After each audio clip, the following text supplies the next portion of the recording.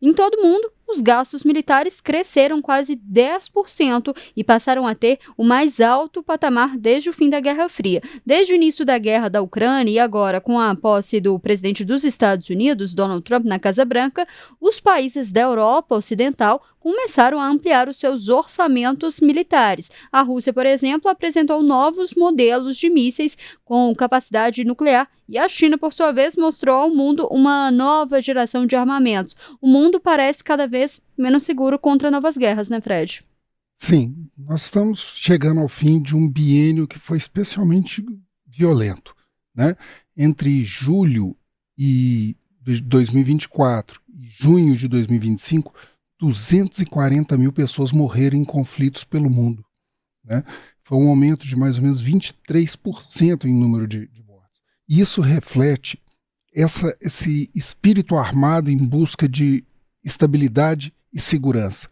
Vários países estão se movimentando em relação a isso e já não é de hoje, né? Isso começou já, assim, teve seu pico, né, que a gente pode marcar com o início da guerra da Ucrânia em 2022, que trouxe muita preocupação, especialmente na Europa Ocidental, né? Aí nós vimos uma virada de chave nos países da Europa Ocidental, que foram buscando mais armamentos, foram buscando novas formas, eles sentiram uma mudança de eixo que no começo desse ano ficou ainda mais acentuada com a posse de Donald Trump, que mudou radicalmente a forma dos Estados Unidos lidar com seus aliados. Até né? porque o presidente também se colocou ali como um mediador dos conflitos, né? Também foi uma das Sim, promessas de campanha, né? sim. E ele usa a forma, né, a estratégia que ele dá nome para a solução dos conflitos é até muito significativa. Se chama a paz pela força, né? Como é que ele impôs a paz no Irã? Bombardeando as instalações nucleares. Como é que ele está tentando impor a paz, né, contra o narcotráfico, segundo a frase dele, né, na região do Caribe? Deslocando forças militares para a região do Caribe, né? Na Ucrânia, ele pressiona, né, as partes de forma muito intensa para que elas façam concessões. E foi assim que foi feito em relação também aos grupos, o grupo Hamas, no conflito entre Israel e o Hamas. Então, isso vem muito forte. E isso também vem no rastro, né, do que eu estou te falando, desse biênio, de gastos militares muito elevados. Né? Foram 2,7 trilhões de dólares nesse período de 2024. Né? E a projeção é que nós vamos ter mais aumentos de gastos para 2026, né? Levando em consideração esses gastos de agora. Então, nós temos anúncios da Alemanha de ampliação do seu orçamento de defesa, nós temos movimentações na Europa, né, na Inglaterra, na França, nós temos movimentações também de aumentos de gastos no Japão, que é um país que, pela Constituição, ele não pode se envolver em ações militares ofensivas, né, desde o fim de 1945. E a gente vê, né, o que esses gastos significam. Para você ter uma ideia, nós tivemos a COP nesse ano, né? Muito se falou sobre o quanto que se poderia gastar para poder minimizar, né, e contrabalançar os efeitos do aquecimento global. Ficou aquele financiamento para o fundo das florestas, que no fim das contas não conseguiu alcançar o valor que era esperado. Nem o fundo das florestas, nem o fundo de combate. E esse fundo mais amplo, que não é só o das florestas, ele envolve 1,3 trilhão de dólares, ou seja, é metade do que se já gastou com armamentos no mundo. E se a gente pensar, né, os dados, um objetivo mais modesto, entre aspas, que é erradicar a pobreza extrema, a ONU calcula que para isso a gente precisaria de 300 bilhões de dólares. Isso dá uma dimensão do que é a insegurança mundial. Né? Você gasta o dobro do que você gastaria para se proteger dos impactos do aquecimento global e quase 100 vezes mais, né, para resolver o problema da pobreza extrema. Então é uma situação que você tem a dimensão do quanto isso está acontecendo. E a gente vê como que está movimento a movimento. Na sua abertura você falou, né, nós vemos alguns pontos de tensão, né, principalmente essa tensão que ao longo do ano foi muito no ponto de vista comercial, mas ela tem uma dimensão militar também, que é a rivalidade China e Estados Unidos. A China é o segundo maior orçamento militar do mundo. Ela teve um orçamento de 314 bilhões de dólares, segundo o Instituto de Estocolmo, né? E tem crescido 7% ao ano. Isso em níveis chineses, você vê que é uma coisa brutal o volume, né? Ele apresentou na parada dos 80 anos da Revolução novos equipamentos, novos drones submarinos, novos tanques, mísseis com capacidade de interceptação tanto de aviões quanto de satélites de vigilância, né? Você tem toda uma mobilização para a ampliação dos arsenais nucleares chineses, né, que está em evolução. Isso daí mostra o reflexo da disputa pelo controle de um dos principais centros de distribuição de cargas e navegação marítima, né, que é o Mar do Sul da China. Outro ponto que a gente vê também muito problemático ainda e que está em crescimento, continua em crescimento, é essa dinâmica que eu comecei falando da Europa Ocidental com a Rússia. A Europa teve que começar a gastar com a questão do armamento, que até então ficava muito por conta dos Estados Unidos, né? Sim, até o governo Biden havia um compromisso muito grande dos Estados Unidos suportarem os gastos de defesa da Europa. Trump, já no seu primeiro governo, exigiu que os países europeus assumissem esse ônus. E ele conseguiu, nesse ano, um compromisso do aumento dos gastos da OTAN. Hoje, de 32 países da OTAN, 18 já gastam mais que 2%. Os países do Báltico, e principalmente a Polônia, já chegam muito próximo ou até passam de 4% do produto interno bruto, né, e com gastos em defesa. Né? Hoje a Europa gasta em torno de 693 bilhões de dólares, que foi um crescimento de 17%.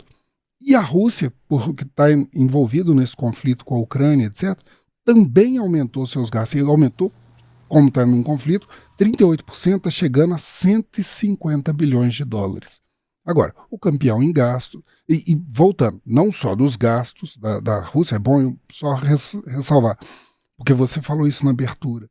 A Rússia também está modernizando todo o seu arsenal, tanto convencional quanto nuclear, né? Chamou muita atenção os anúncios em meio à guerra do míssil de cruzeiro com motor nuclear, que permitiria ele navegar pelo mundo por um período muito mais longo do que os mísseis atuais, em altíssima velocidade, né? E mudar de curso para poder escapar das defesas e dos radares adversários. E também um torpedo de capacidade nuclear, além de que Rússia e Estados Unidos, ao longo dos últimos anos, têm desmontado passo a passo todas as estruturas de controle de uso dos armamentos nucleares, né? Vários acordos, como o dos arsenais intermediários, a questão do Open Skies, que é de vigilância, o tratado START, que precisa ser renegociado, que é de redução dos mísseis balísticos intercontinentais,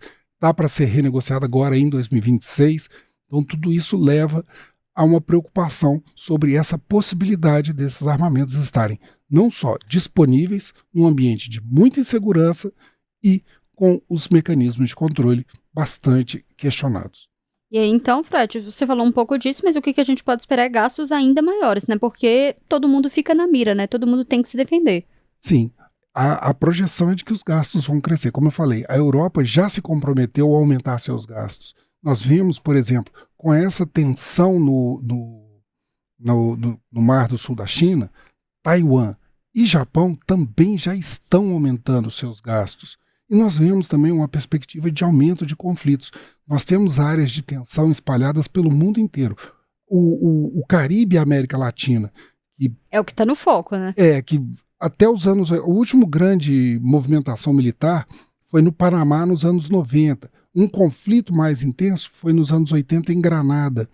Mas nós vemos muitas áreas de tensão. Colômbia e Venezuela, nós vemos uma área de tensão no Haiti, né, pela instabilidade interna, nós vemos a proliferação de uma ameaça, essa mistura da ameaça crime organizado e segurança nacional vem se acentuando, não só na região do Caribe, mas também no México. Nós vemos também áreas de conflito que continuam, né? Na África, a região do Sudão, que tem um dos conflitos mais sangrentos da história, né? Nós vemos ali também pontos de tensão na Etiópia, nós temos pontos de tensão no chamado Sahel, abaixo do deserto do Saara e uma boa parte do deserto do Saara. Nós ainda temos áreas de tensão no Oriente, como Mianmar, a antiga Birmânia. Nós temos conflitos que explodiram nesse ano e que ainda não estão completamente resolvidos, como Armênia e Azerbaijão, ali próximo à Rússia. Nós temos uma área de tensão da Índia com o Paquistão pela Caxemira, que é um conflito cíclico. E temos também do Paquistão com o Afeganistão. Então, tudo isso são pontos de tensão que vão além do que a gente viu da Ucrânia e a Europa Ocidental, né, que vai amarrando. E além disso, nós temos também mais um ponto que é a falta de crédito das organizações multilaterais, que não só a política dos Estados Unidos de ir se retirando desses organismos, mas a falta de resposta que muitos organismos multilaterais têm dado para os conflitos.